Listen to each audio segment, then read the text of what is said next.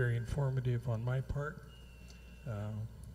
We discussed GPA's cash flow problems, particularly as relating their solar rebates, GPA's future solar plans, and the importance of keeping costs down. In the course of this discussion and previous information, there were several things that became obvious. One is, for years, solar users have, and let me again go back to the meeting with Mr. Benavente, because one of the things I really wanted to get from him was why he has consistently been such an opponent to net metering. For years, solar users have been accused by GPA that they are not meeting GPA's infrastructure costs. Using GPA's own figures, it's pretty obvious that this is not the case. And this is particularly not the case after the news this past week where GPA plans to raise their fuel recovery charge by 400%.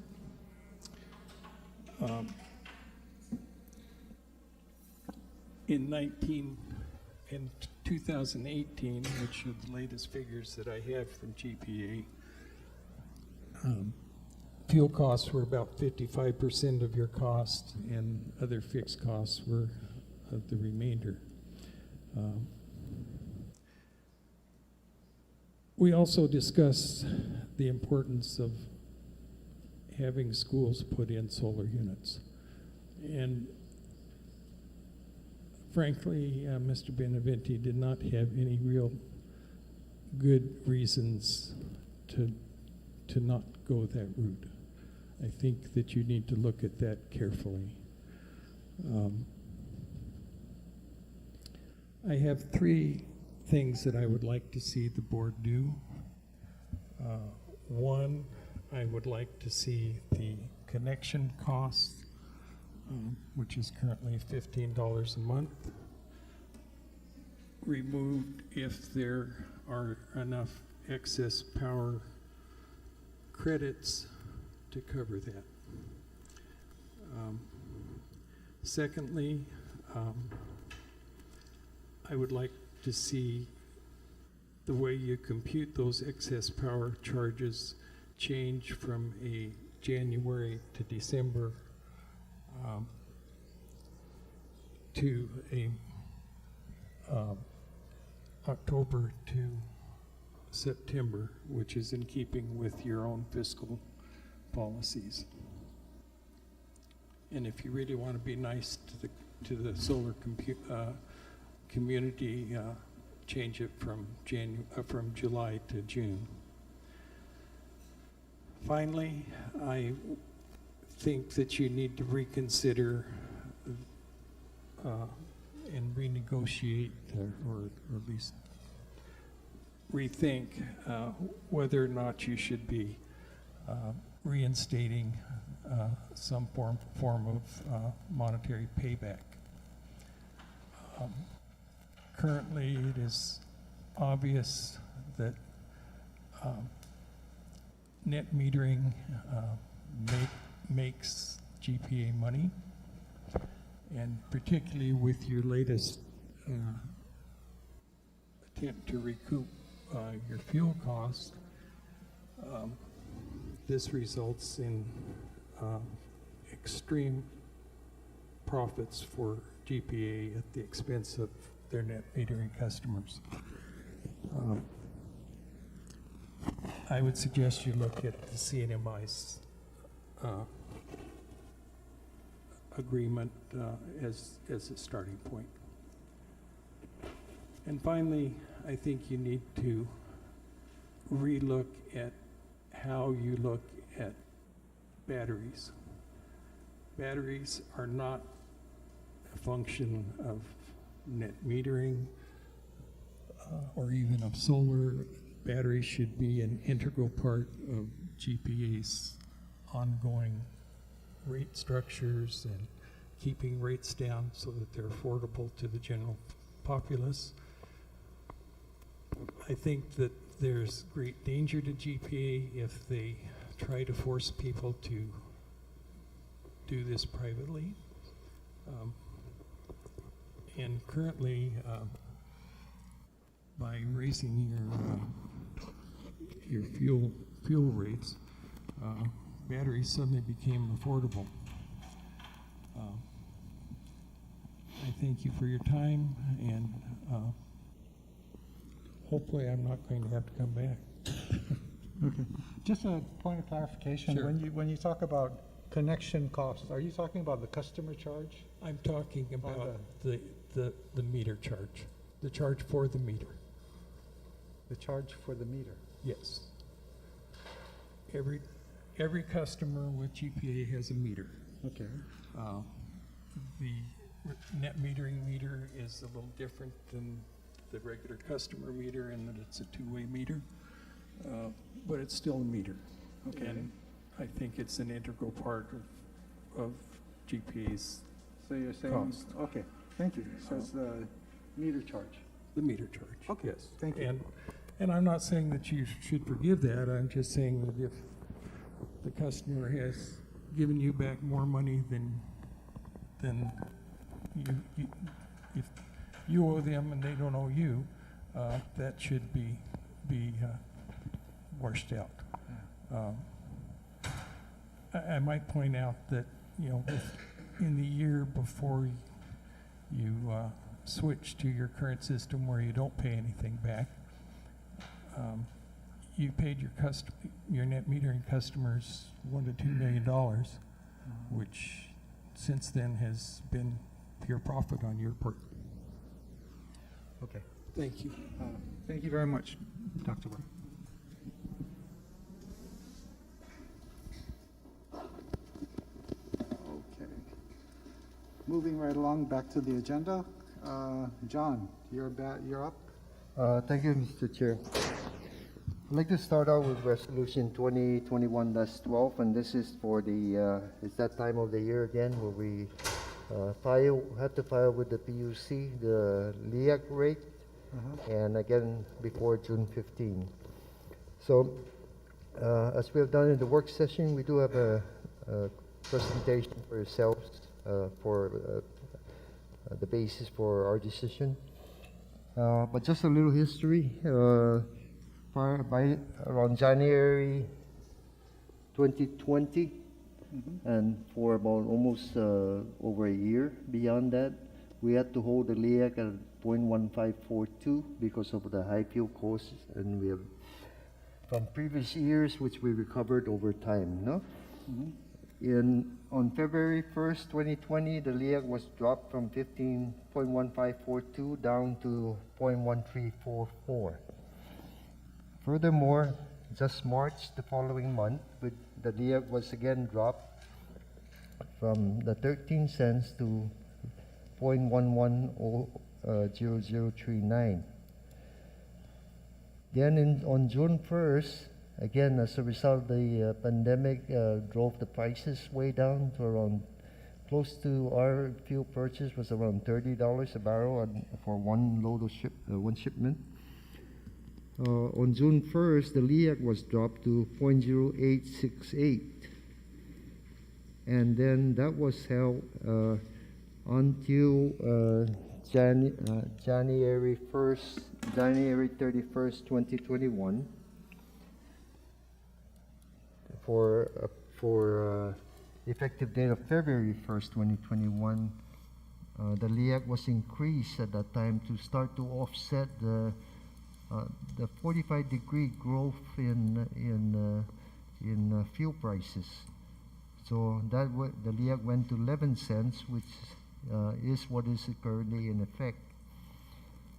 The price of oil from last year's $30 low end is now has increased and is now projected to be about $77 a barrel, which is over 2.5 times the current, what it was then, no? So the key here tonight is that we're really not recovering our actual fuel costs. So the under recovery continues to grow.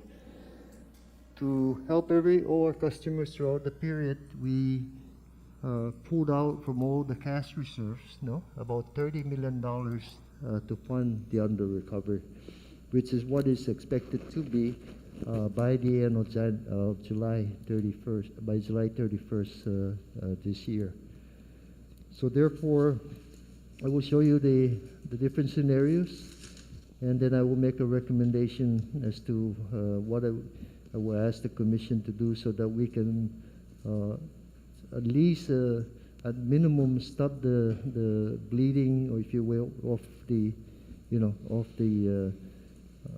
under recovery, meaning we have to stop it from growing beyond 30 million, because we won't be able to afford the 17 to 20 million dollar cargoes of fuel oil, if we continue under this path, So that being the case, Mr. Chair, again, this is what I kind of summarize through here. We held at 15, then kept dropping it down to 8.6 cents, and then and then we went up to 11 cents. So the decision now really is we have to bring it.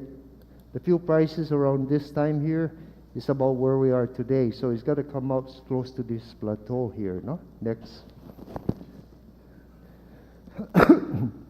So here it is, June 1st last year. We were only under recovered 3.5 million. We held the rates for all this period of time. So in 6 months, it grew 10 million to 13 million. And then the following 6 months, expected to ending July, is going to go from 13 million to 30 million. That's a $17 million jump in 6 months. Next. John wrote this all up. I won't burden everyone with this, but basically he's saying we gotta start recovering. Otherwise, we're not gonna be able to start paying our bond and principal, more fuel, and all the different scenarios, capital improvements. Everything has to be really cut or more. We have to pay this because this is part of our bond covenants. The next. John, hold on. Yeah. John K., on insurance, you have to pay the full premium on November 1st? You Yes. can't ask for a, have you ever asked? Yeah. And they said no? Well, they have 60-day clock, so you pay the insurance within 60 days. So you can stretch it out to December. You know, but have you asked any of the facing? Now we're gonna ask, so always been, before, more than we used to get our loan, for 10 months to pay for it. Right, but we're not gonna do that, so I would ask that you ask. I mean, we just gave them basically a pass, because we wanted to go out to bid, and we agreed to 10%. So can you just ask, I would like to see how they respond to the utility partner, and ask if we can get a Payment plan. yeah, I mean, at least give us, because it's a full year starting November 1. Yes. Because we're trying to buy time. And that's, go back.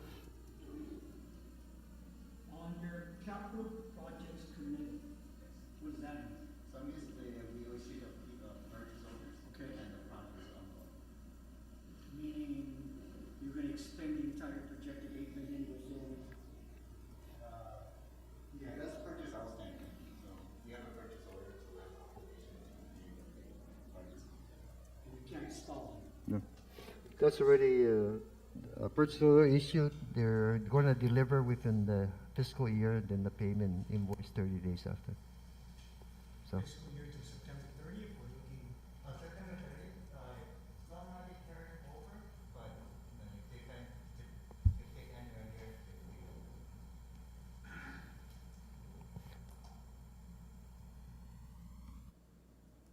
I mean, I see that in the budget, how you guys do that. Off the 8 million that you're talking about, how many is gonna go and be encumbered within the 6-month period that we're talking about? this is committed. You already, John? This is the committed ones already. Yeah, so you want I mean, just, I'm trying to help you guys find ways to solve the outflow of cash, right? That's what we're talking about.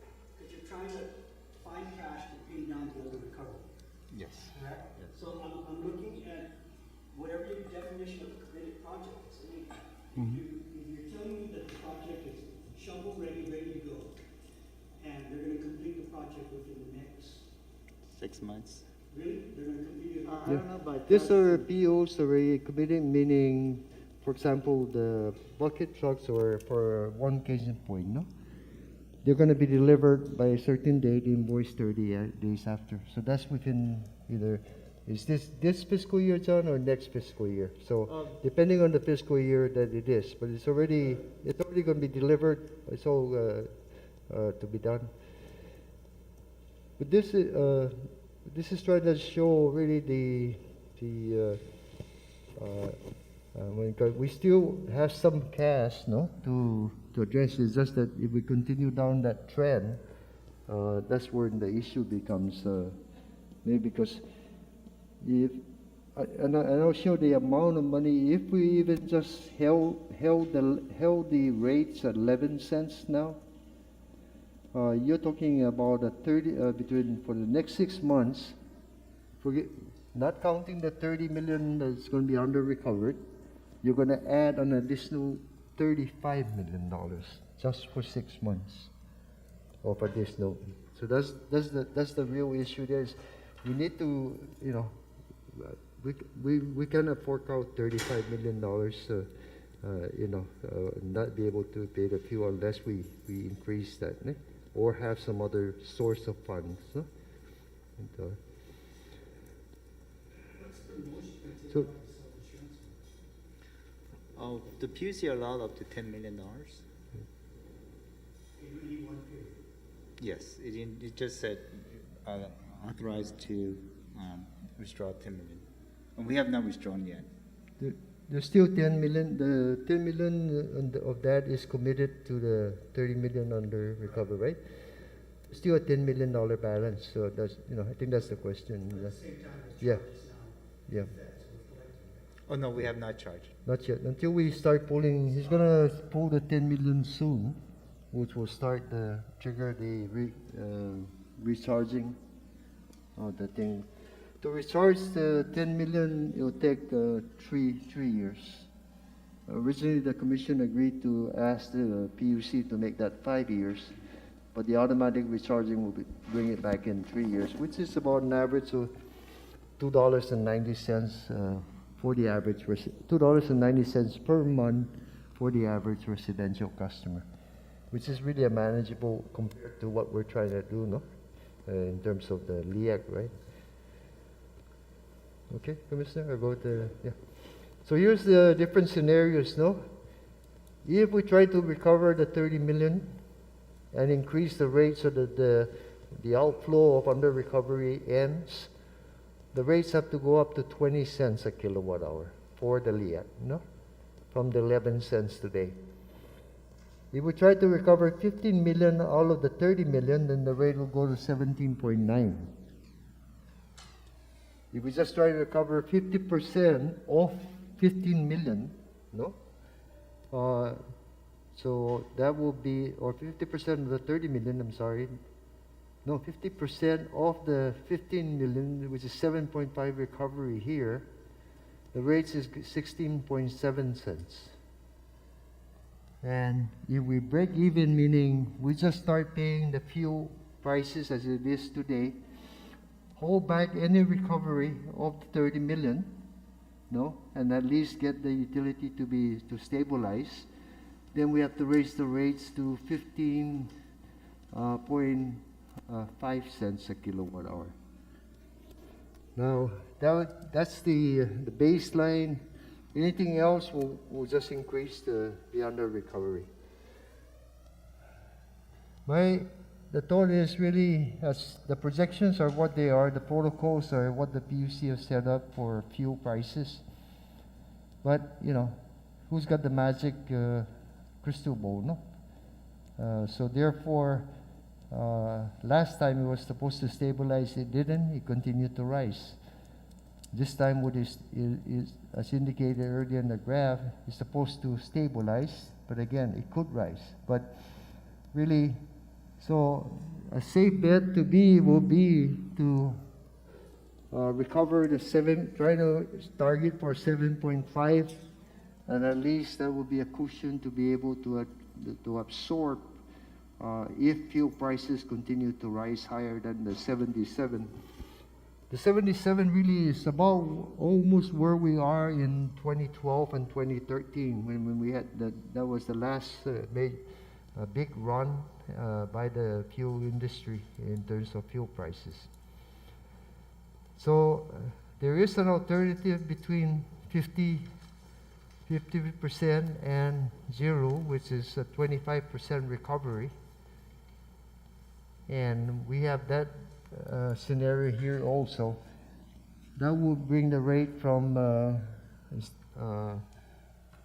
11 cents to 16.1 cents a kilowatt hour. So that really would be enough of a cushion to address any fuel price increase, in my opinion. So that's kind of where we are. The Commission asked my recommendation. If you want me that, or do you want to make have this I'd like to ask, first, I'd Mr. like to do a Chairman? little more discussion, John. Can you go to page 92 on board books? The one just before this one, Okay. the slide just before. Oh, I'm sorry. Let me go, if I may, Mr. Chairman, just one more page. What's the next page after this? Yeah. Here's the impact on the customers. You want to just let me explain this one first? Can you go Okay. back to the, Yeah. no, let's go back to Go the one back before first. that. Yep. Two slides Go back. to. Okay, no. No, where's the, You went too far. yeah, on 92 on board books is what? No. Yeah. I'm looking at page 92. The next slide. What does it say? Mr. It's Chair? This is the LEAC update Oh, proposed summary. Should be the next slide. Oh, The other way. The other way. Up.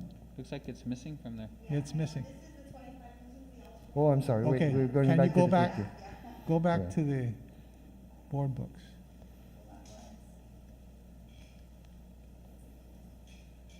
Trying to get clarification on why the 30 million and Right, 50 yeah, million. and this shows it, I think. I think the 30 million was prior to using the CapEx or Right, without OpEx. any CapEx or cap fund, What would that be? self-insurance. Self-insure, exactly. Yeah, self-insurance.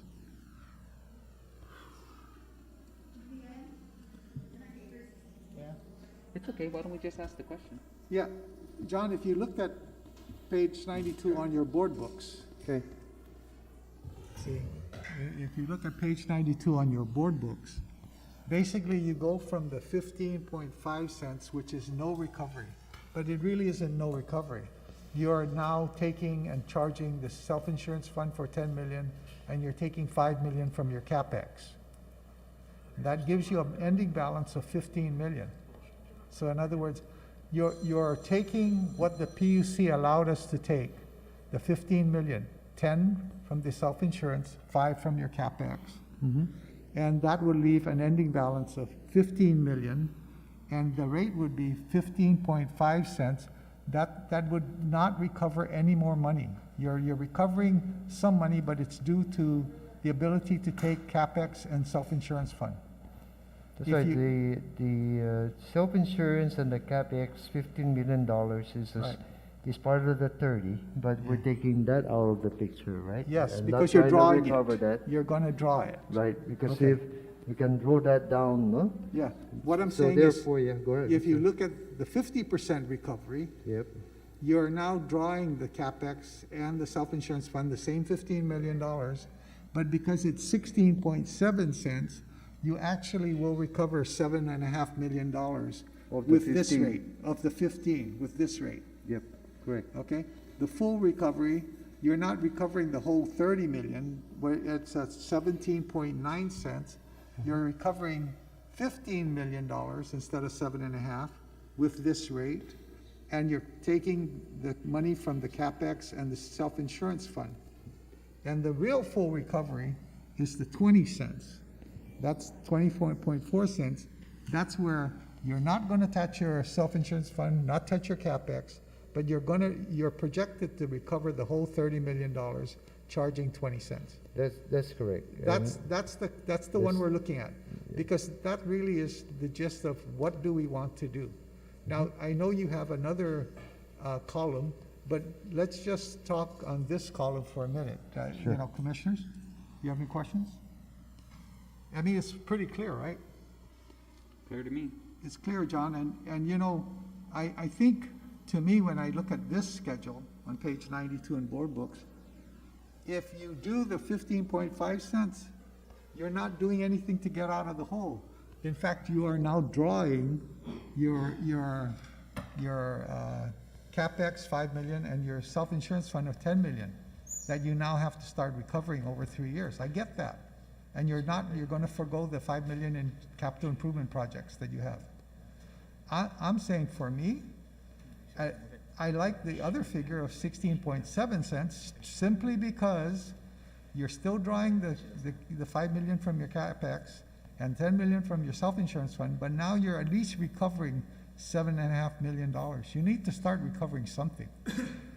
That, to me, that's the important part. I think that's what you were saying.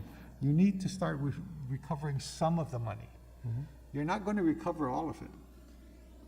And to me, you at least need to have some recovery. The other commissioners need to chime in. I don't think you can go to the 20.4 Oh, cents no, because. I won't recommend it. Okay, I'm just saying because that would recover all 30 million in the 6-month period, hopefully. And you never know, the price of oil might go up, but I think as at a minimum, to me, the 16.7 cents gives you at least some recovery. But now, commissioners, this is where we need to discuss. Commissioner Ntalco. So, Mr. Chair, I believe the resolution already calls for the LEAC rate to be at 16.1667. Is that correct? KB? That's under 25% recovery.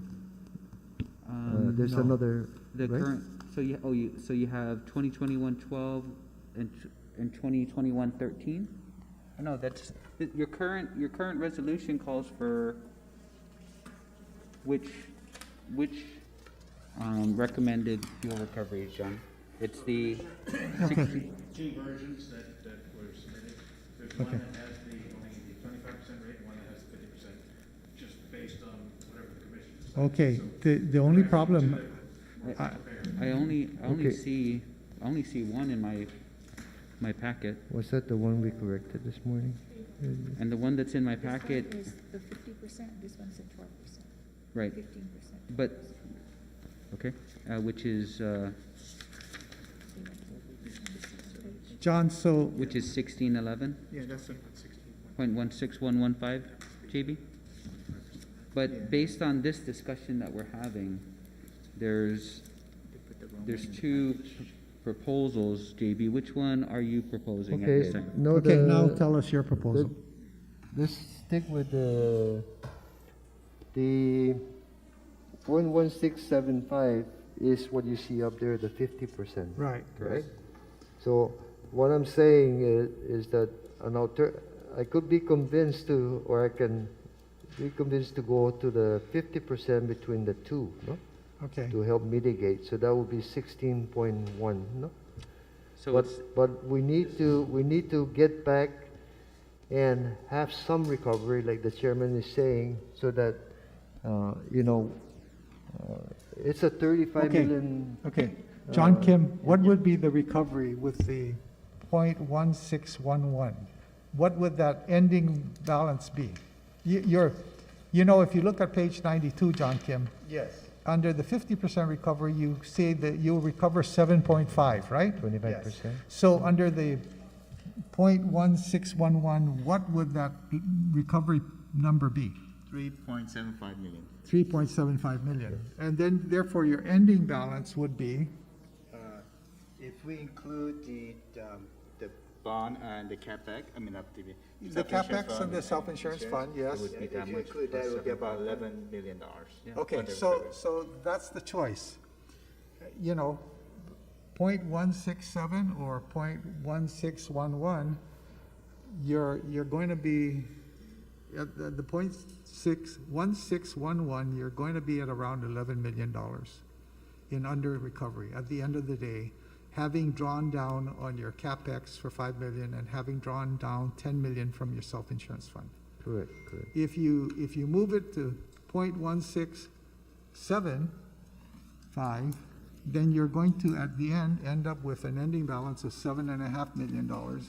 You will recover $7.5 million, and you'll still draw down the 10 million and the $5 million. Correct. So, commissioners, that's where we're at. And now, open for further discussion. Commissioner Santos. In the history of this under recovery thing that we're doing, have we ever eaten the whole amount that, I'm trying to go back and look at this stuff. Not that We're amount. going- The worst case scenario was back in 2017, with a $16 million Right, under recovery at that period, right? Right. right. And then the next worst case scenario was 81 to 1/31/2019. The period, What right. would be our financial position, John Kim, if we don't do anything? By September 30th, would we be in a negative? May I ask me keep it at the current rate? Yeah, just don't, keep the current rate going. We're talking 6 months out, right? Oh, you'll be like, Things gonna happen. 6 months from August 1st. Ending September 30th. Oh, Give us your estimated projections, okay. not touching any rate, assuming you're saying that the recovery, you're saying at, July 31st is gonna be 30 million. So you need to give us August, September.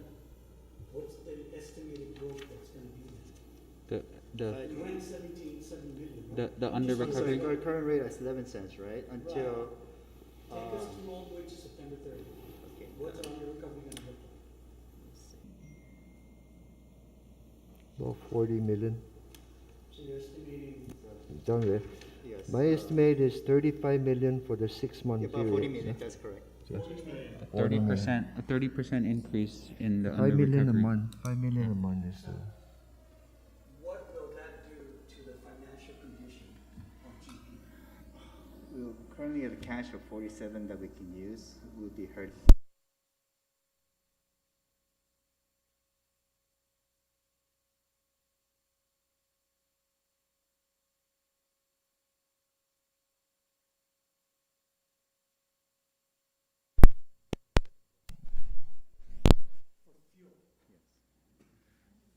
your shipment of fuel is about $17 million a shipment, Just for RFO. just for RFO. Okay, so what would be your shipment? You get about 12 shipments a year, or 11 Yeah, about 11 shipments a year. shipments a year. Yes. What is a shipment? You know, RFO, everything on that you get that 1 month. What is that? Well, there's RFO which we receive on a monthly basis, Okay, but for diesel, it could be almost every day. We receive diesel for Okay. CTs. okay. So you receive the diesel portion on every, that's not on a shipment. Okay, I get it. The RFO is based on a ship that comes from Singapore. Yes. The diesel is already here. Yeah, diesel's over here, and we purchase from Shell and also from Mobil, but the big okay. portion is Mobil. For the RFO, no, the one shipment it will go up at the current projected rate will go up to 19.2 million. Yeah, okay, no, what we're trying to do, what I think we're trying to struggle with is what is going to happen if you do nothing and keep it at 11 cents? That's the question I think Commissioner Santos is posing. And I would say you need to tell us what that does. Can you afford shipments of oil, or will you have a problem? At 11 cents, we can't afford it. You're going to have a problem. Can't afford the budget. Yeah. Yeah, Just a matter, that's 6 months, that's 35 million more. That will give you under recovery $65 million. Yeah. And we've never been in that shape. Never. no, The 16 million we 16 recovered million was over almost 18 months, no? We just held Yeah. the rate, right? But That's with the oil prices were dropping and allowed us, no? But now we're in a very, Okay. Commissioner Lim Chaco. Mr. Chair, I'd like to make a motion to approve Resolution 2021-12, authorizing the management of the Guam Power Authority to petition the Guam Public Utilities Commission for a change in the levelized energy adjustment clause consistent with the 50% recovery recommendation by the Guam Power Authority. That's the .167? Is that the one? That's correct. Okay. Just so we know which one we're talking about.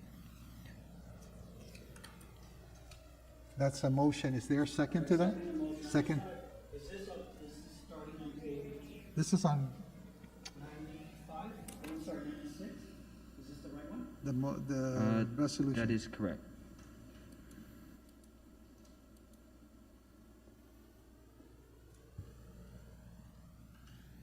So, Mr. Chair, that would result in the 50% recovery of the under-recovery that we're talking about. Right. And then the alternate proposal was, For, did you want to open it up for discussions first? well, let's Or open are the discussion. We have a motion on the floor. Let's Right. discuss the motion first. So any other questions or any So I further? think we had a second, now it's open for Yeah, discussion? it's open for Yeah. discussion. There's a motion duly seconded to approve resolution, one more time, the number? 2021-12? 2021-12 that indicates an increase from the current 11 cents to .167. 0.1667564 per kilowatt hour, effective for the period from August 1st, 2021 to January 31st, 2021. Okay. And that gives you some recovery, not everything you want, but it gives you some recovery. is that the right number?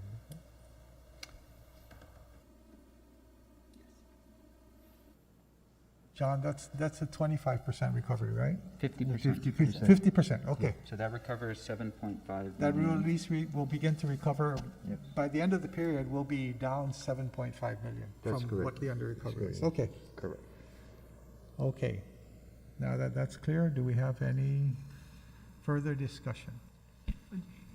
Commissioner Santos, and then, So at the bottom of page 97, right, I'm looking at the, what is the breakdown of the customers, our residential customers between 1,000 kilowatt and over? I mean, how many below and how many under?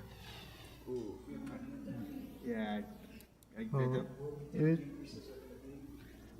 Of course, the average residential there, the above is, I'm trying, I have the demographics, Commissioner, but I don't have it with me now. That there is a fair amount up to about 1,500 or so, meaning 1,000. so the bulk is below 1,000. No, the bulk of the customers are within like 900 to 1,100, bulk of them. There are few who are in the lifetime and there's few in the top. We do have a demographic. I don't have it with me right now. But the bulk of the people are in the average is about 1,000. So that's why you use the 1,000 kilowatt hours. Yes. So 1,500 will be, right now 1,000 will be at 50, what's the number there? 50% recovery. Sorry, I have to come closer. 57, no? So you add 26 to that, so the 1,500 will be $70, $83, Increase, $83 increase. increase, from the 2,202. Go ahead. Question to John. Okay, so you take the 30 million, you're gonna try to get the balance down to 7.5.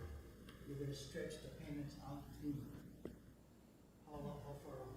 Can you take it? I mean, still, I know you're still buying fuel, which is Yes, yes, where your cash is gonna be going, obviously, right? yes, yes. So how far out do you think you can take this? If it's the meaning at 16.7, Right. I think we've been in good hands before at 16.7. 16.7. Yes, if you're in 16.7. And what would your fiscal year be? I mean, I was having a discussion with Yes. Chairman Duenas, right, so I can understand that we're supposed to have retained earnings Yes. to protect our bond covenant. but Financially, we will be okay. Yeah, it's, but for us, the way the financial works for us is that we have deferred assets. So for P&L purposes, the expense is equal to the revenues. So it won't, from the P&L point of view, it won't affect it. But it's more of the cash issue. Yeah. There, you told us the best we could do is 42 million. Yes. Right. So that's the question I'm grappling in my mind is, Yeah. is 42 million the next 6 months, that's a $70 million job every single month. When are we gonna buy fuel, for example? In the next 10 days, you're gonna buy more fuel? You buy about every close to 45 days. Every 45 days. Yeah, so we just bought, yeah, we're Yeah, good. maybe we're gonna see another. May 15, June 15, the end of June. Yes. Yeah. And how much do you think that's gonna be? 20 million. 20 million. 20 million. Yeah.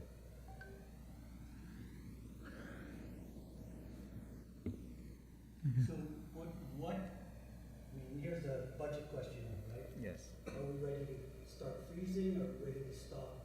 But what are your plans now, given what we're talking about? Because the lead to the person out there is, okay, but they're gonna turn around and say, what are we doing now internally? Yes. Stop the hemorrhaging, even though we don't control it. Yeah. We don't control the fuel cost, but you can tell the general public, but we're not gonna do any more hiring for the next 6 months. Yeah. We need to freeze all increments for the next, to the end of the fiscal year. I don't think that's even going to make a dent in all of that because, first of all, we're already down to 435 FTEs. We went from 512 to 435, and we're getting close to the point now where we're not going to be able to keep the service up. No? So, and we have to get the, most of it is what's costing us, and that is overtime to get these things repaired and all of that. So that's not going to make not much of it. And so so the next step then, if we really get into, if we don't do anything at all, and we're going to have to pay the next shipment of fuel. So the next petition will be take the $10 million from the self-insurance fund and use that to buy fuel. No?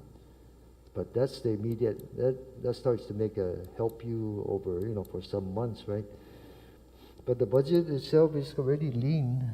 Remember we just came through a pandemic and then we cut all our costs to match a lower projected revenue. Although our revenues are coming in higher than what we projected, but we're not increasing our costs. So we continue to drop that. It's just that this is a significantly $5 million a month reverse trend. So Given this projected year, do you see that the consumer is going to say, wait a minute, maybe I'm not going to turn on my air conditioner throughout the whole day? I don't see that, right? I don't see that type of correlation between what is it, maybe a 4-cent increase or the 5-cent increase to 16 cents? What have we seen happen? Yes. When this goes up, we see less consumption. Yes, that is correct. From back in, I believe, 2017, 2018, when they increased the fuel to 15 cents, we did see a reduction on consumption. So there is a correlation to increase. Great shot. Yeah, when the power rate goes up, the consumption do go down. The one thing through the pandemic that has happened is that the average residential customers' consumption were increased from about $950 a month to $1,050 a month. So this will, I'm sure, rate shock as in the past does reverse. So therefore, yes, we've been cutting in a way. Commissioner, let's say we'll continue to, just like we did in the pandemic, we'll have to shut down various things. No?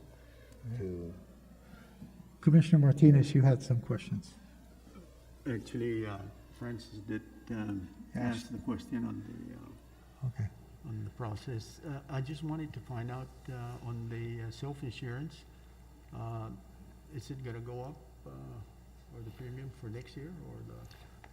The way Explain. that works, and John can help me with this, but the way it works is that once John takes that 10 million out to pay towards the next shipment or any of the other big, like the bonds that he has to pay, once he takes that out, the following month it triggers the recharging. So the rate for the recharging is 0.0029 cents a kilowatt hour. So 1,000 kilowatt hour customer times that is $2.90. Every Which month. is really a small amount compared to what we're trying to do with LEAC. But that will automatically kick in, correct. And that will take 3 years to get the $10 million back. But we still have 10 million, you know, because that was an original 20 million, right? So we're earmarking 10 million of that to pull out, and there's still 10 million there. Okay, Commissioner Mchako. Thank you, Mr. Chair. So I know we talked about, asking the governor for assistance with the American Rescue Plan. Has there been anything formally submitted on that? Because that's the only thing I can see that could help us offset some of this, right? Where the impact to the ratepayer could be less if we had an answer to that. But has there been any feedback from that?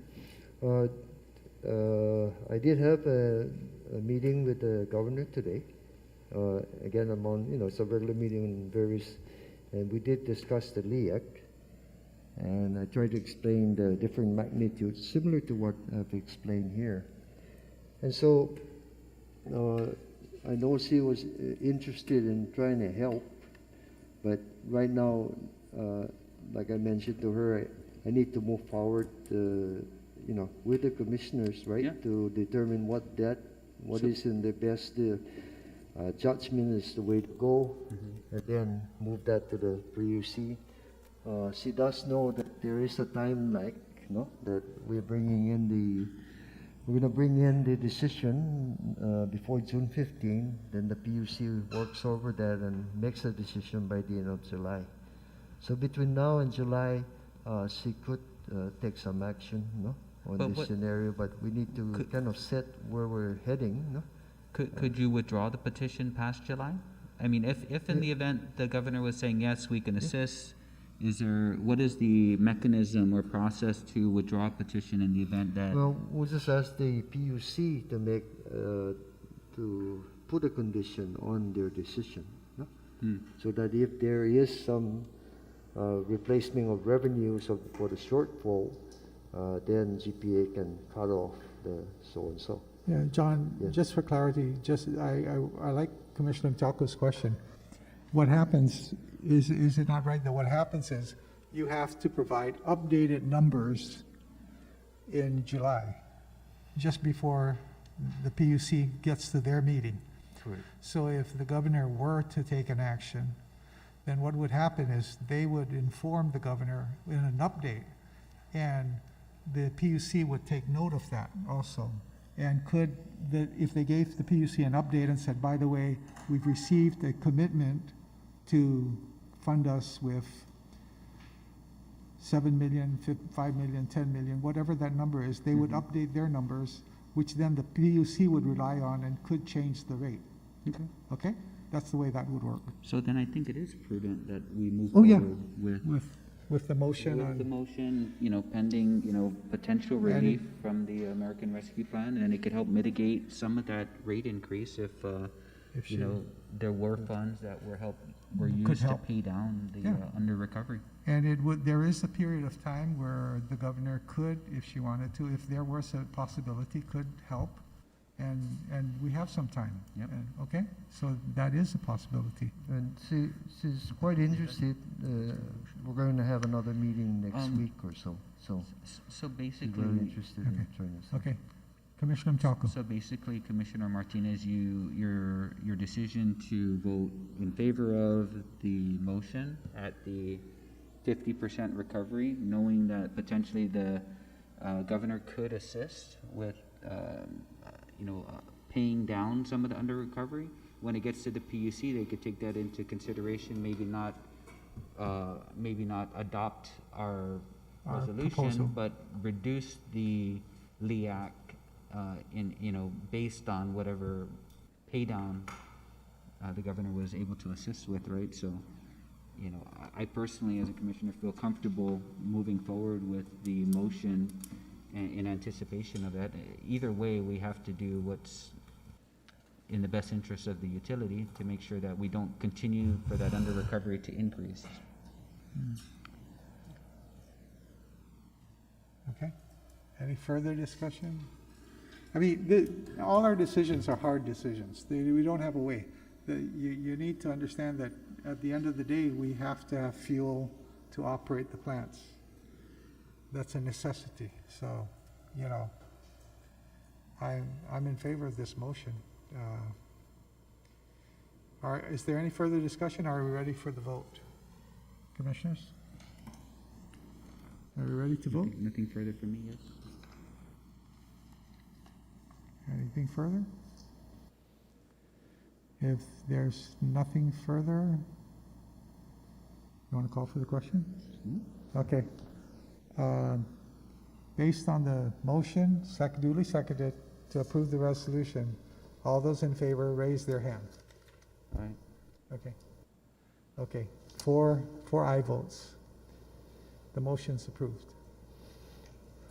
Okay, thank you, Mr. Chair. Moving on to the next resolution, 2021-13. Again, our budget, this is to request an increase in our budget to cover for additional fuel costs. Basically, in the 2021 budget, we projected 191 million for fuel revenues. We anticipate that would increase by 35 million as a result of the fuel pricing increases. So the new budget for fuel will be about 226,023,000, and so we're just asking the Commission for amendment of the budget to cover for the additional variable fuel costs. No? Commissioner Santos. Motion to accept. Motion to approve. Second? Second? Second, Commissioner Limpiaco. Further discussion? No need? All those in favor signify by saying aye.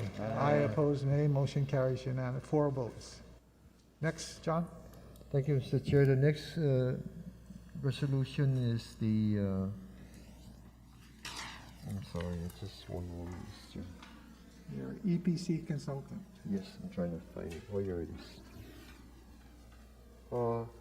Resolution 2021-14. Again, this is relative to approval for going out for consulting service for the implementation of the U.S. EPA compliance requirements, including and most especially the Okudu new power plant. We do have a consultant that's been here with us now for the past 5 years. However, the contract is is ending in March of 2022. So we need to go out for another RFP for the consultant that would help us through the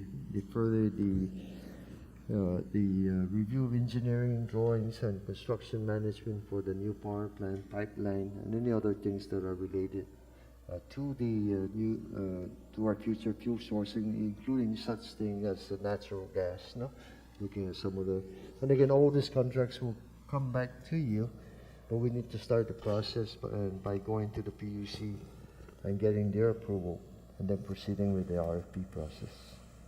Okay, is there a motion? Is there a second? Second? Second, Commissioner Chaco. Any further discussion? No? All those in favor signify by saying aye. Aye, opposed, nay. Motion carries. 4 votes. The last resolution, John.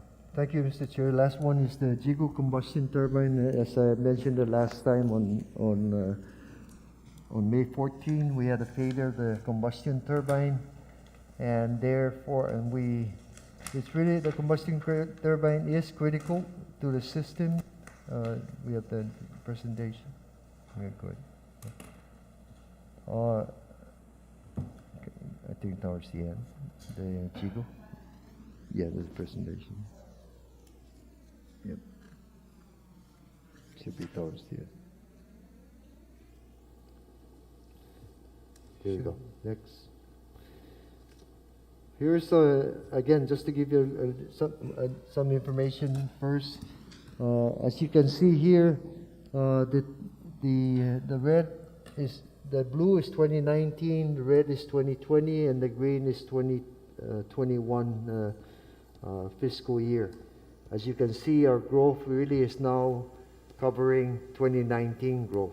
So we are higher than 2019. So we're kind of getting out of the pandemic in terms of demand, no, and energy. When I look at the next few months, I look at the trend, and again, we're following 2019, except, so there's going to be a downturn, but this was the year period of time when we had a lot of rain. So I expect this to be like this, going this way. So what does that tell me? We're really heading into the peak demand days, and we need all the capacity that we can get, no? Next. Here's what happened after May 11. We went from 398 capacity to 308. The peak demand so far this year has been 249. With 308, we have 59 reserve left. If we lost the largest unit, 52, we'll be down to 7. So with Cabras down, we were able to move forward. Unfortunately, on May 14, we lost GPWA CCU, 20 megawatt. So if you take what we have available, 288 minus the peak is 39. If we lose the 52 megawatt, we're into load shedding, no? We've also, we're looking at other precautions, including the Navy helping us with NCS and other different scenarios. But this is just really to show, and knock on wood, everything is going fine so far today.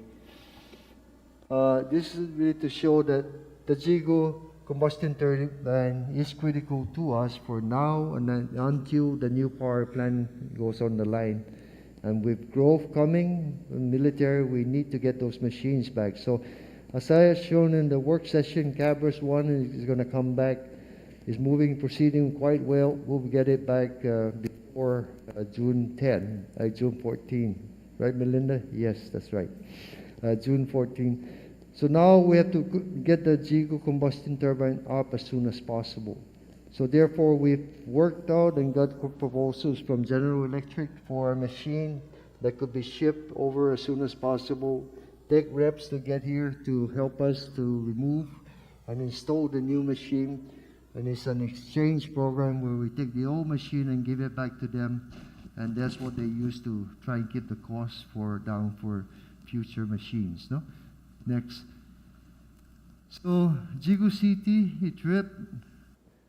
The good news is that day the batteries were working. So even when it tripped at 20 megawatts, it didn't trip anyone else in the system. So the batteries are working, right?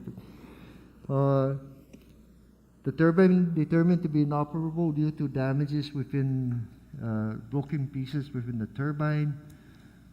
The machine basically operated since about 2015, 2016 to alleviate the solar PV. Remember, after the explosion of Cabras 3 and 4, we did some overhauls and stuff.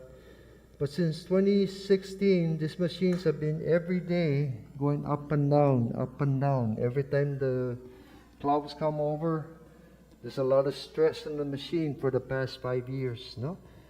The machine has operated about 19,000 hours of the past 5 years. So really, the hot exchange, some overhauls were recommended, but that could take anywhere from 6 months or more to try and do and reduce costs by trying to get an overhaul, trying to schedule people in here, get the right people to do this job. So my recommendation really is there is a machine that's available which we have to lock in, which is a completely overhaul GE machine, ready to be shipped, air freight over. It includes 18 months warranty, tech rep coming here to do this job so that we can get it done, say, within about 4 to 5 weeks, no? Cost $6 million for everything, and I'll show you that estimate in a minute, approximately 5 weeks. Next, here's the cost breakdown. The engine replacement is 5.3, freight about 100,000, technical assistant about 150. So that's 550, administration fee and contingency 6 million. So this is going to be somewhere around 5.7, 5.8, but I'm asking for a $6 million budget to replace the GPWA CCU combustion turbine. Next. Sean, who's the administration fee? That's the TEMIS is our PMC for the. Pay them something already? Whenever we do capital projects or anything major and all of that, they facilitate everything and then they get like a 5%. So that's standard within all those contracts or so on and so on. No? And again, we can talk to them whether we can lower that. No? Okay. Here's what the turbine look like. Whenever you have chips like this and everything, it's not good news. We have checked it. Yes, there are some blades that are broken. Next. Same thing here. Some are cracked.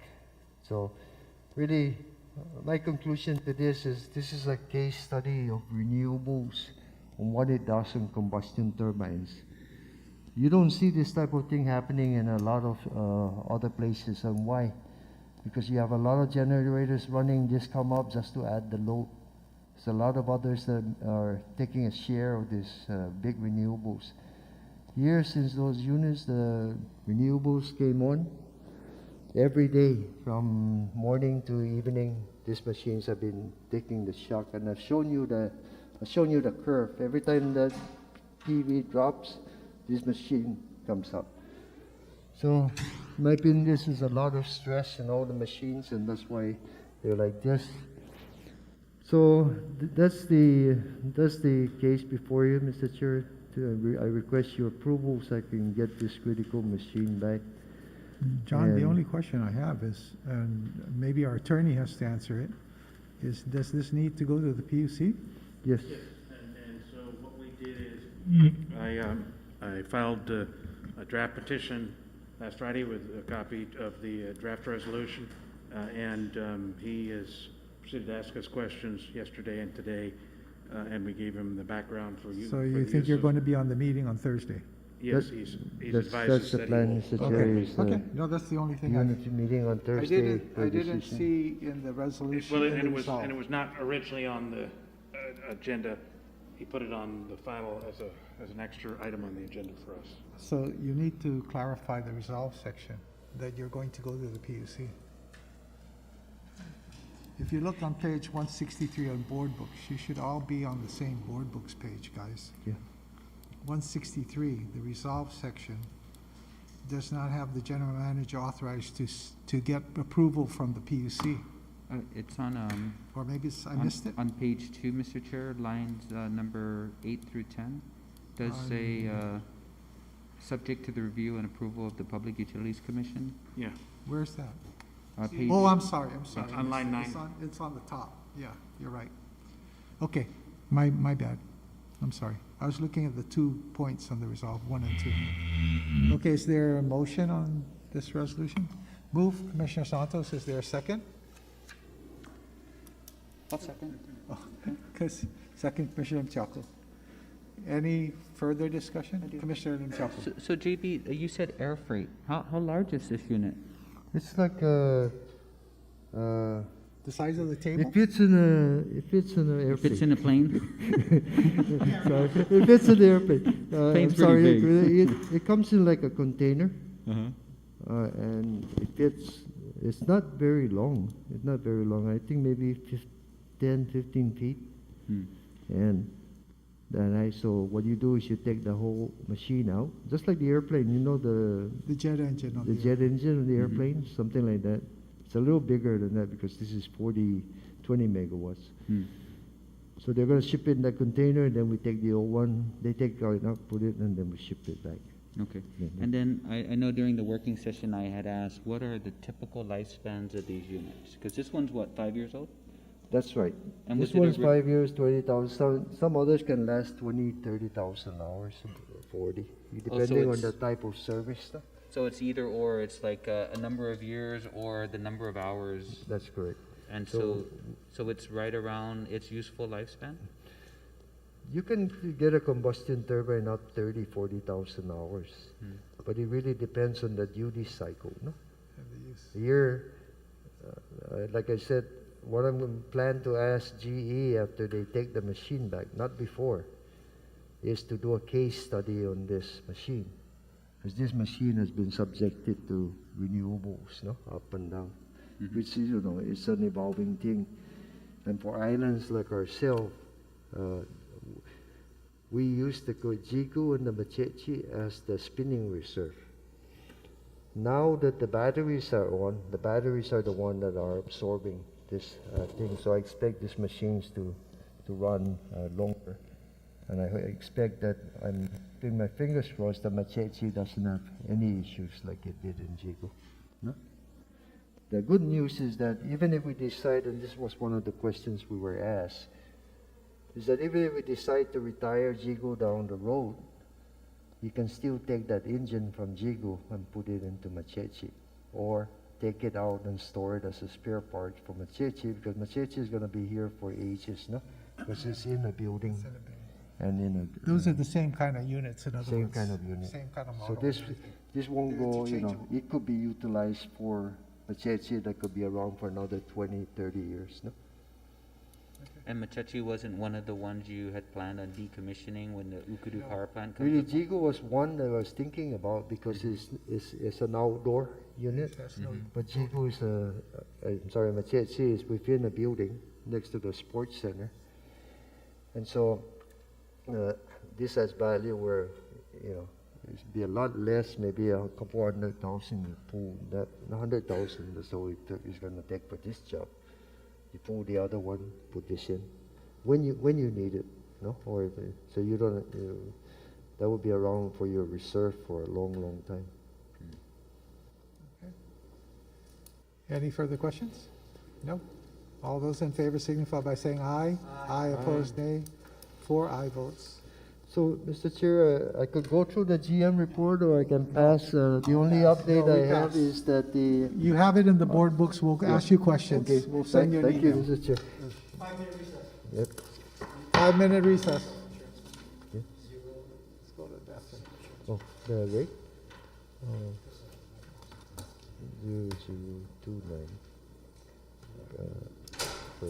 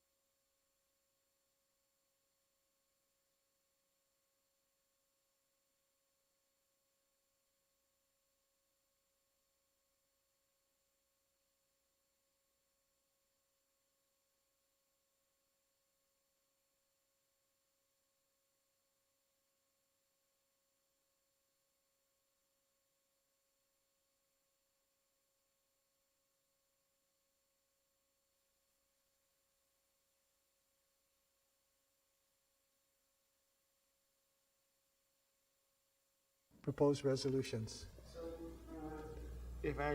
I'd ask if we could just go through the resolutions first, and then I do have some additional information in the GM report that I just wanted to share with the Sure. commissioners. Okay, let's start with your first resolution, though. Okay, first resolution is number 21 FY 2021, and this is relative to approving the contract for the expansion project for the Northern Guam Lens Aquifer Monitoring System.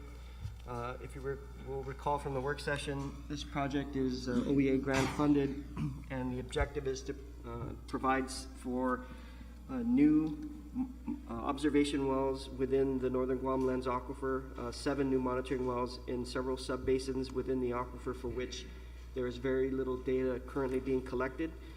It will also include the rehabilitation of 2 existing monitoring wells that are located on DOD property, since these new wells will all be on DOD property.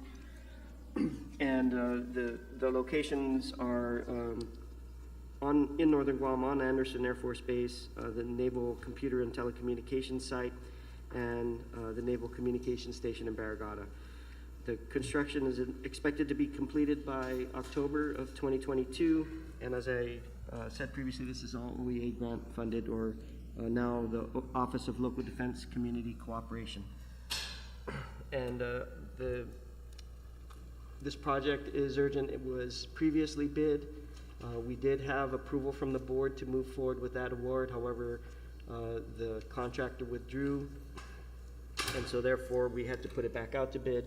And as I mentioned in the work session, the rebid came out with about a $200,000 savings over the previous bid, so we're in a better place financially for this as well.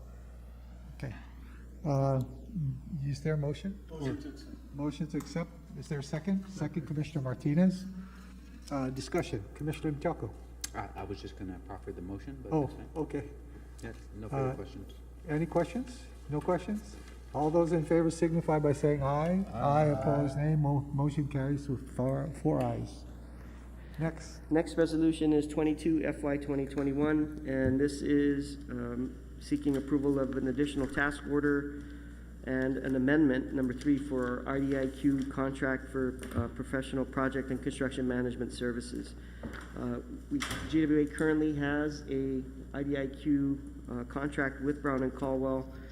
This task order would provide technical input to complete the interim update to the 2018 Water Resource Master Plan. If you recall, in the master plan, the board did adopt regular 3-year updates and then 5-year major updates to the master plan. We're on year 3, and we would like to get this started and completed for the major update. The task order will also include optional tasks that might be necessary to support upcoming consent decree negotiations, and it will also include updates to the water system hydraulic model, which has not been updated in 5 years. And that updated model will be used to support the master planning update, and also to assist us with analyzing impacts to the water system based on new demand, which we anticipate with the upcoming military buildup. There is no specific location. This master plan covers our entire water and wastewater systems island-wide. The cost for the task order number 8 is $328,000.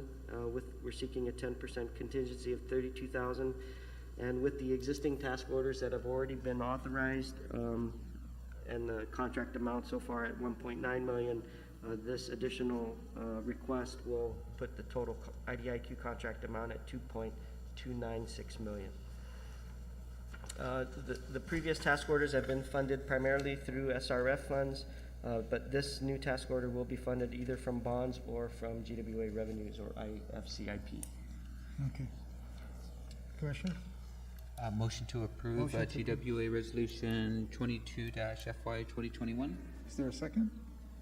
Commissioner Martinez? Any further discussion?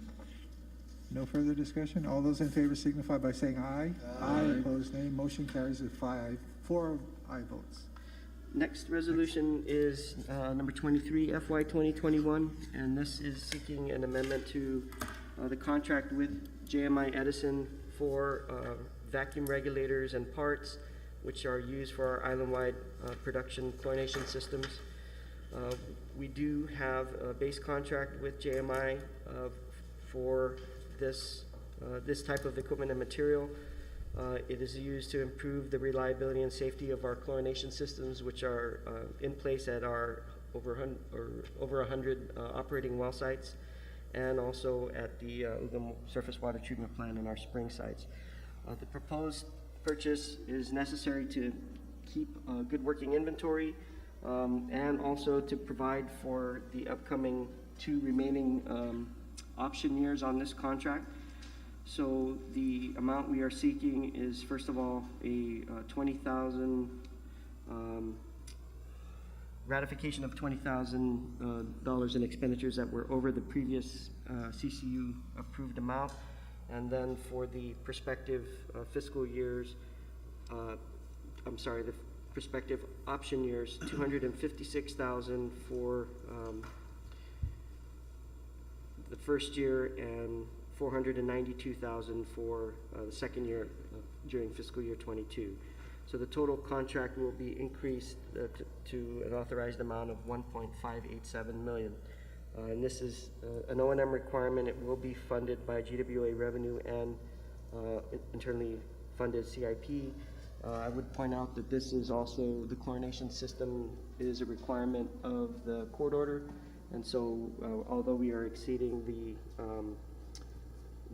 threshold for the contract review protocol, we will notify the PUC that it is being exceeded and it is under the court order project. Okay, Motion to accept. okay. Is there a second? No, sir. Commissioner Martinez, second. Any further discussion?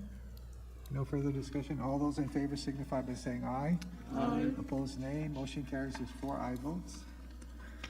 Okay, thank you, Mr. Chair. Just a couple pages that we added to the board books for the management report for this month. Starting on page 189, there are a couple tables regarding our accounts receivable, and maybe Chris can go over these slides. So the updated accounts receivable information for commercial accounts for the month of April shows that we had an increase in the amount in arrears beyond 60 days. Just ticked up a little bit, not too bad, but we actually had a decrease in the number of accounts that were delinquent as well, so that took it down a little bit.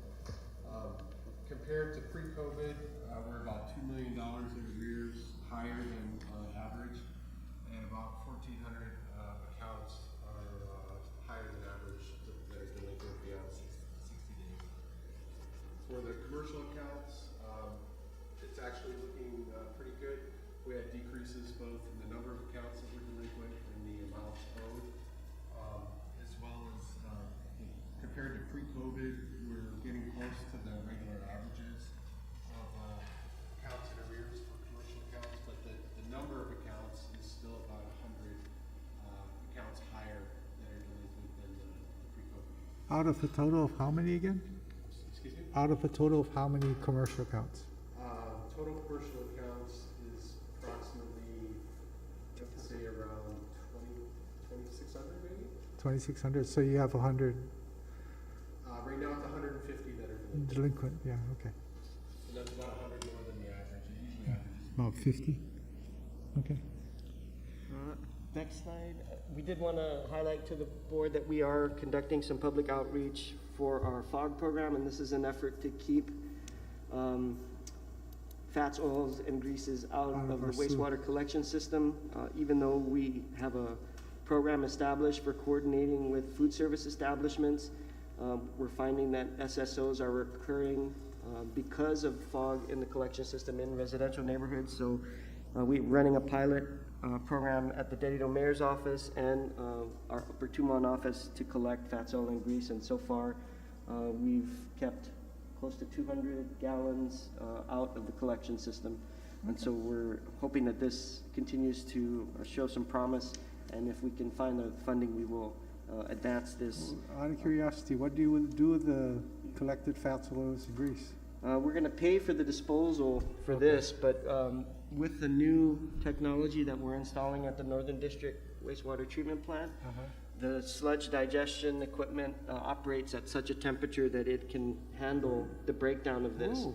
So we're looking at potential grant funding, SRF grant funding, to purchase equipment. We need some additional equipment to process it, which wasn't part of the original design, but we've already put in a request for grant funding to see if we can get that equipment, and that way we'll be able to collect, run programs like this to collect, and then we can feed this into the digesters and it'll break it down. Can't use the American Rescue Plan, because that's infrastructure. It's not available yet, not specifically for this, but the grant funds have already, putting it on the priority list for the EPA grant funds has already been approved. So, I mean, they are in favor of using potentially providing funds to EPA. provide the equipment. Yeah, EPA. US or? US EPA. Never mind. Federal money, one way or another, Same thing. same thing.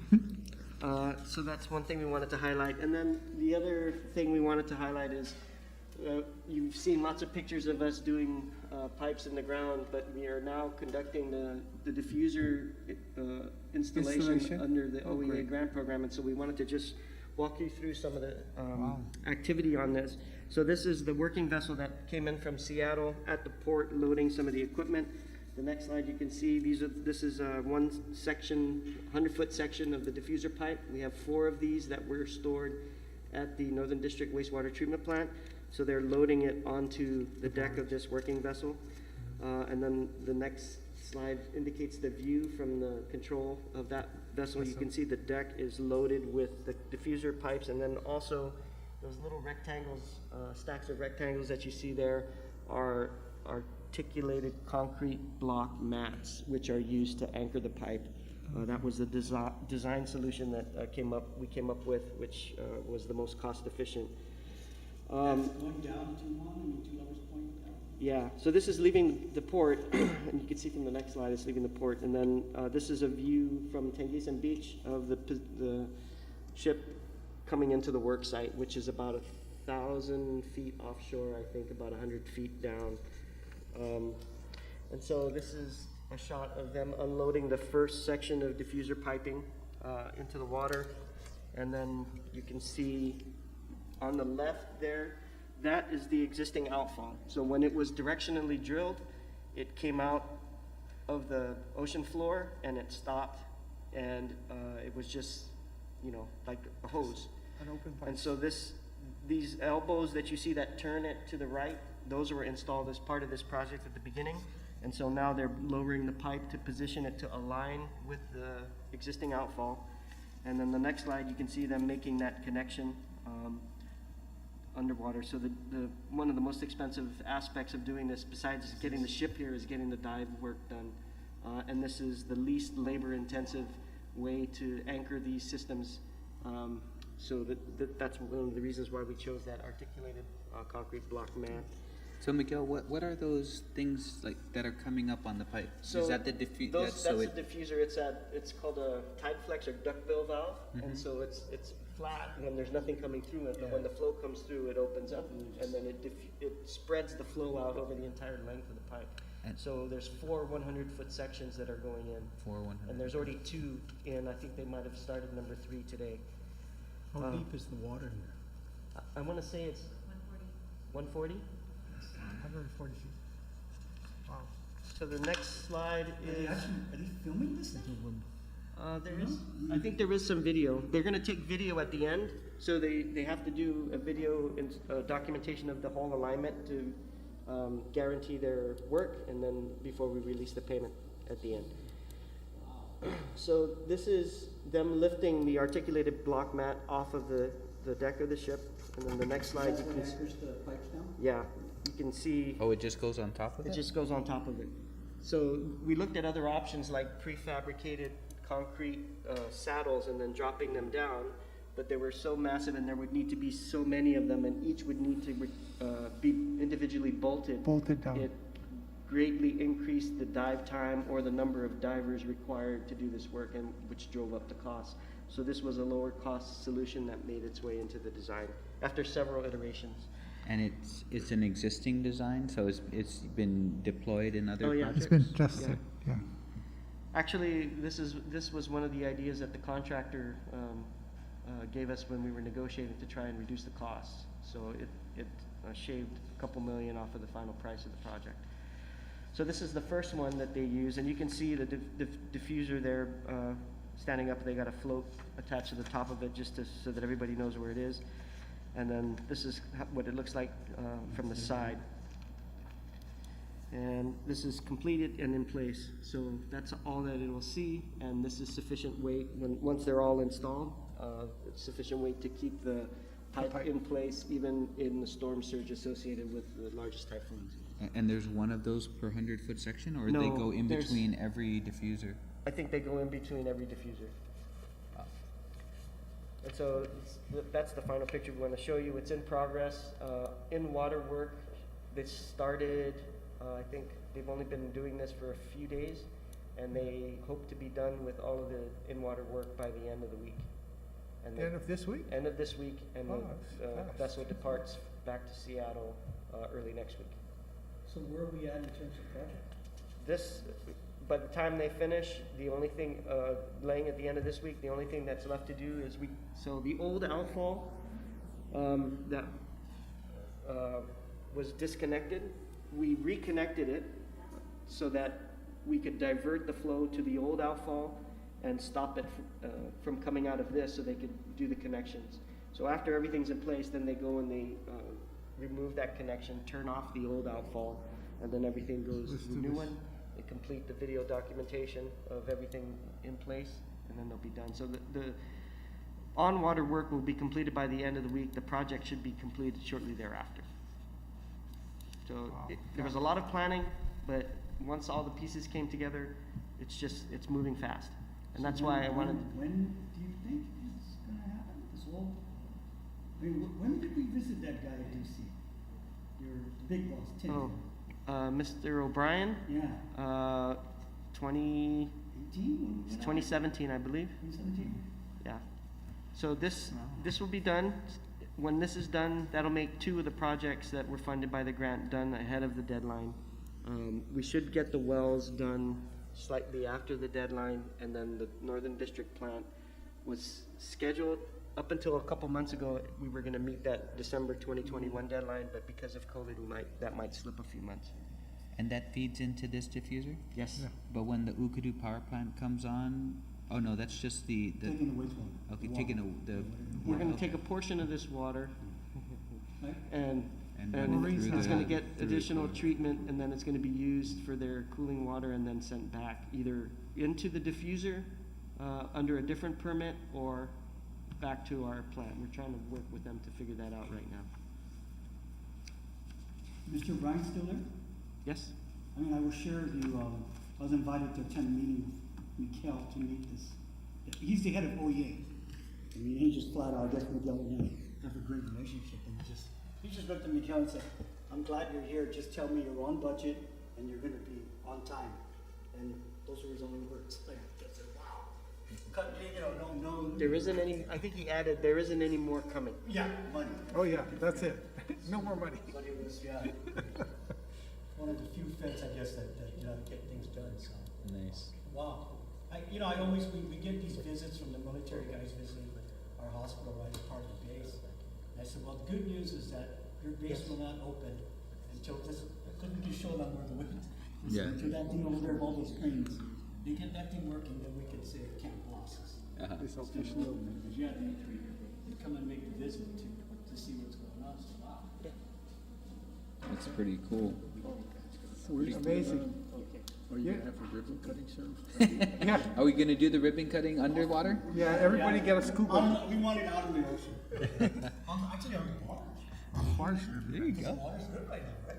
Yeah, well, the barge is leaving next week. Back to Seattle. You know, Miguel? Yes, sir. I just want to tell you that all these things that you do, especially things like this, we really need to get this out to the school system. You know, it's good to educate. I don't know how you do that, but just a thought. Are we doing any interns this year? We submitted for 2, right? See, that's the money the governor should spend money on. Yeah.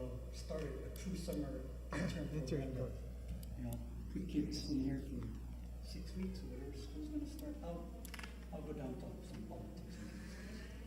I mean, really, that's, So, as much as I like having the interns, yeah.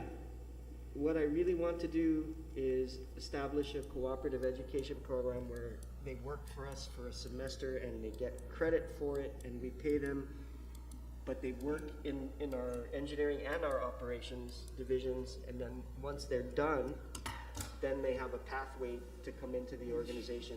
Which one of you has a better relationship with John Fernandez?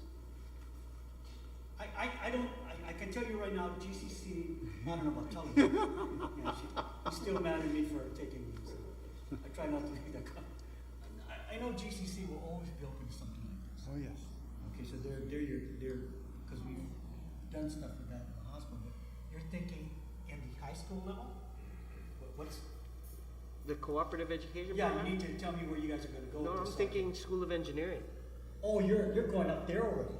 That's Oh. that's what I, because we're talking about engineering interns, and so Yeah, yeah. I don't want them just for a summer job. I want to start getting people, getting graduate or engineering students thinking that they can have an engineering career in the industrial side, not Right. necessarily the traditional design side or construction, but the operational side of the utility. Of the waterworks, yeah.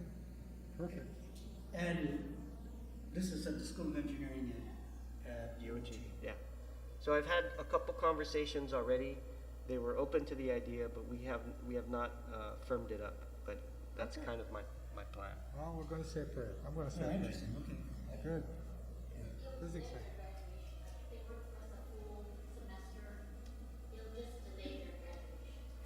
No, it doesn't necessarily have to, because you can do it, you end up doing, instead of, you could take summer classes and work for. Don't you have something like this, Tony?